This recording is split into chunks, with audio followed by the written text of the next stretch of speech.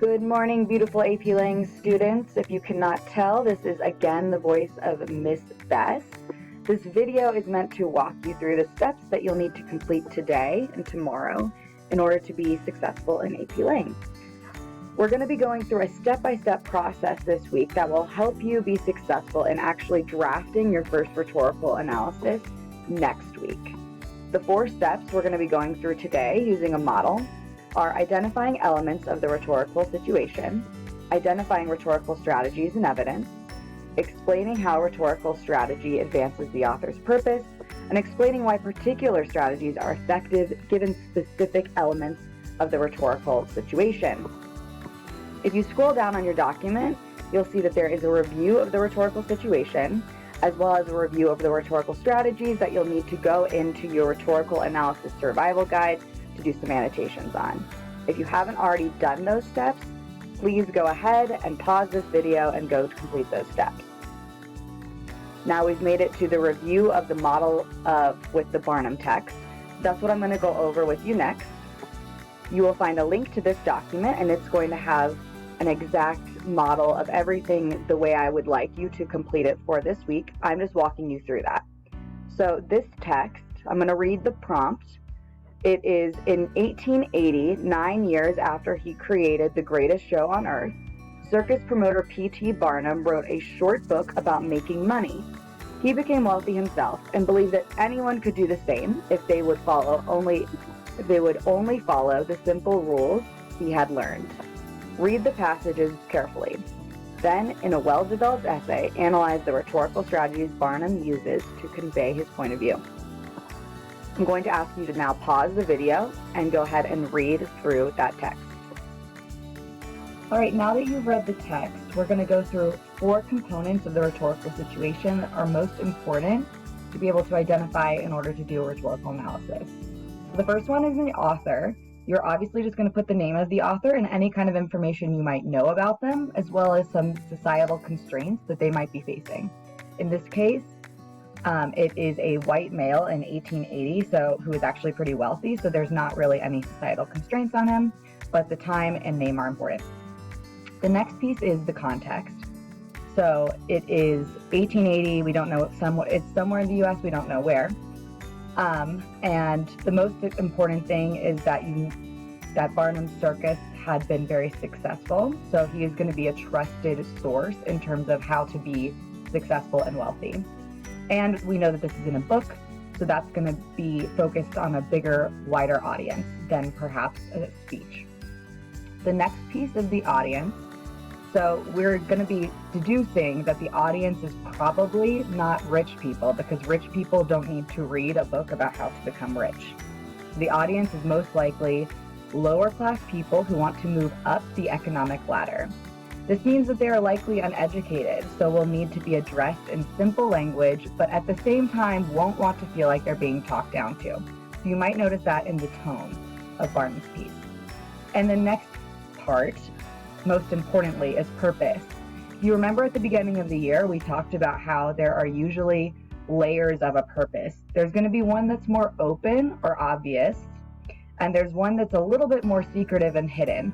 Your goal is to see if you can identify both. You're not always going to be able to, but if you can, that's best. So in this case, the overt purpose is to convince his audience that he is trustworthy and has knowledge that can help them become wealthy. And maybe a slightly hidden purpose is that he wants to make his audience like him enough to potentially recommend this book to friends, which would make him more financially successful and powerful, right? He also obviously wants to sell books. Your next step is step 2, identifying the rhetorical strategies and the evidence to support that those rhetorical strategies are present. I'm not going to read these out to you. I chose to do 5 just to give you a lot of different examples of what these can look like. And I wanted to show you just a diverse range of them and show you that also sometimes it's best to give direct evidence. Perhaps with this one, with the rhetorical strategy to appeal to ethos here, I gave some direct evidence, but sometimes it's going to make more sense to be paraphrasing your evidence. So for example, in rhetorical strategy 1, where I said narration through hypothetical situations, I would have had to quote almost the entirety of paragraph 3 here if I were going to be doing a direct quote.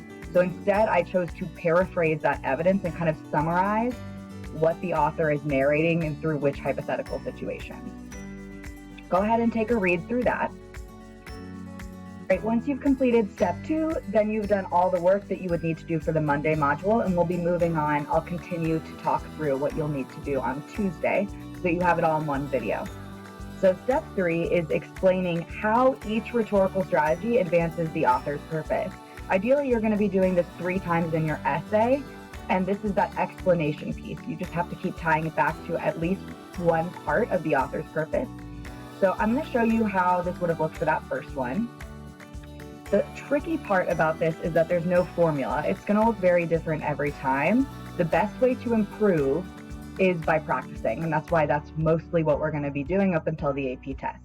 So for this first one that we talked about, narration through hypothetical situations, the narration here conveys the author's point about money in a simple, easy to understand way for the audience.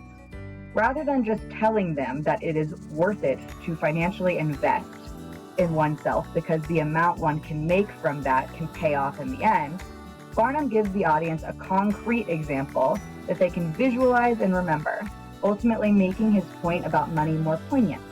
So that's just really explaining why this strategy advances the purpose. Okay, you will see I've done that for you for all 5 of these different rhetorical strategies. I would recommend you reading through these to see how they might look different. You'll notice that my sentence structure is pretty varied, and sometimes they're longer than others. Sometimes you really only need a couple sentences to explain. Sometimes you need more because it's more complicated.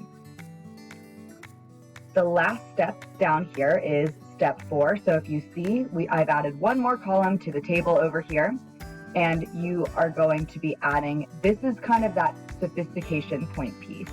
You're thinking about this question: why this particular strategy is effective given specific elements of the rhetorical situation. So when I was making this, I went back up to my rhetorical situation little table all the way above. I went back through this and really thought about what elements of this I saw being present throughout these strategies. And I was trying to make connections between the two of them, thinking about why Barnum would choose these particular strategies to convince his audience.